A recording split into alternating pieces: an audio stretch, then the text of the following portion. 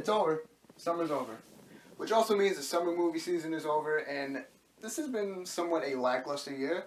But I'll tell you what, we end off with a bang, that in Don't Breathe. Directed by Fede Alvarez, starring Jane Levy, Dylan Minnette, and Stephen Lang. I remember being in a theater watching the trailer for this, and I immediately put on my headphones and looked straight down about 45 minutes into this trailer because I was already sold. Because I think that the premise alone really sets itself up well to be a really thrilling, entertaining film. And if you haven't seen any of the trailers, please, I implore you, do not watch any of the trailers. It's not that it spoils anything massive. There's just a whole other dimension to the film that I did not see coming whatsoever. And to be able to just experience that in the theater and be surprised was just incredible. Alright, you can tell that I'm buzzing. Let's just get into what I liked about the movie. Like I said, the concept is great. This is a great, contained story. And the setting really gives us, the audience, a claustrophobic type feel to this movie. It's definitely more of a thriller than a horror movie, but there are some horror-esque elements.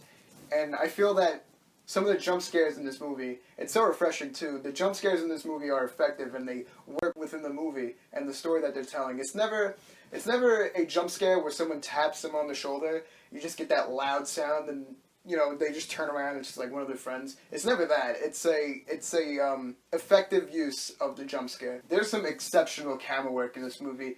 Great panning shots showing details of the house and the setting that we're in. Great editing in this movie also. I won't go too much into detail, but the scene where they are in total blackness, where it's pitch black, is done very, very well. And like I said, if you have seen the trailer, you probably know what I'm talking about. But if you didn't and you were like me, you went into this blind and you were surprised, totally blown away by it, I was not expecting it, so I think this is a huge credit. There's a total other dimension and element to this movie that I did not know was going to be included. It adds a lot more to a movie that you were just expecting kind of a gruesome thriller about a man chasing a couple of kids in his house. Gotta give praise to the direction and the writing because our characters who are following around, Dylan Minnette's character, Jane Levy's character, these characters are always in peril. There's always something next. There's always a challenge, and it gives us a on the edge of your seat type feel while we're watching this movie. To me, you have to see this movie. This is the last movie of the summer. Great horror movie, but no movie is perfect, and let me give you some of the nitpicks, if you will. I gotta be honest, the very, very last scene kind of bothers me because on one hand, you could say it's putting a bow on Jane Levy's character's storyline, but the way I see it, it kind of feels like a tacked-on scene that's really trying to set itself up for a sequel,